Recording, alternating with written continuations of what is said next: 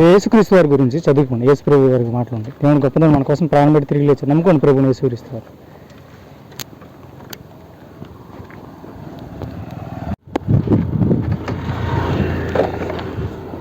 అమ్మా దేవుడికి సంబంధించి మాకు చదువుకున్నాం. మనం యేసు ప్రభు గురించి.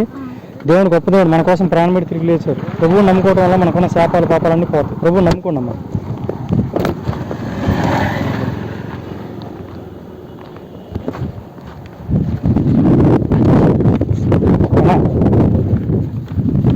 యేసు ప్రభు గురించి.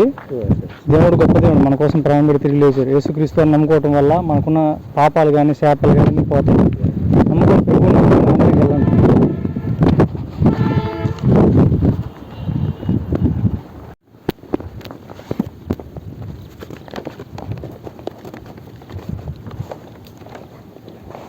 అమ్మా దేవుడికి సంబంధించి మాటలమ్మా చదువుకోండి అమ్మా. యేసుక్రీస్తు వారి గురించి. దేవుడు గొప్ప దేవుడు మన కోసం ప్రాణం పెట్టి తిరిగి లేచాము. చదువుకోండి, చదివించుకోమ్మా యేసుక్రీస్తు వారి గురించి. దేవుడి సంబంధ పత్రాలు యేసు ప్రభు వారి గురించి, యేసుక్రీస్తు వారి గురించి పత్రాలు చదువుకోండి. యేసుక్రీస్తు వారు మన కోసం ప్రాణం పెట్టి తిరిగి లేచారు. ప్రభువుని నమ్ముకోవడం వల్ల మనకున్న శాపాలు పాపాలు అన్నీ పోతాయి. కష్టానికా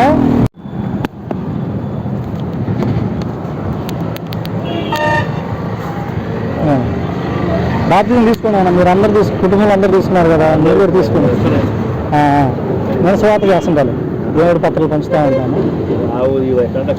ఇంకా నాకు యాక్చువల్గా నేను అక్కడ పని చేస్తున్నాను అనుకో, ఆ దగ్గరలోనే పంచుతుంటా. నాకు ఎక్కడ పని ఉంటే అక్కడికి వెళ్తుంటా కదా. దాంట్లో పనిలో పని ఇది కూడా దేవుడి సేవ. దేవుడి పని ప్లస్ నా పని, రెండు పనులు అవుతుంటాయి. చేస్తాను. కానీ బాప్తిజం తీసుకున్నాను. ఎందుకంటే మన మీద ఉన్న శాపాలు కానీ పాపాలు కానీ బాప్తిజం ద్వారానే పోతాయి. ఇంక ఎలా పోవు. మన రోజు ఆదివారం చర్చికి వెళ్ళినా పోవు. ఏ విధంగా పోవు.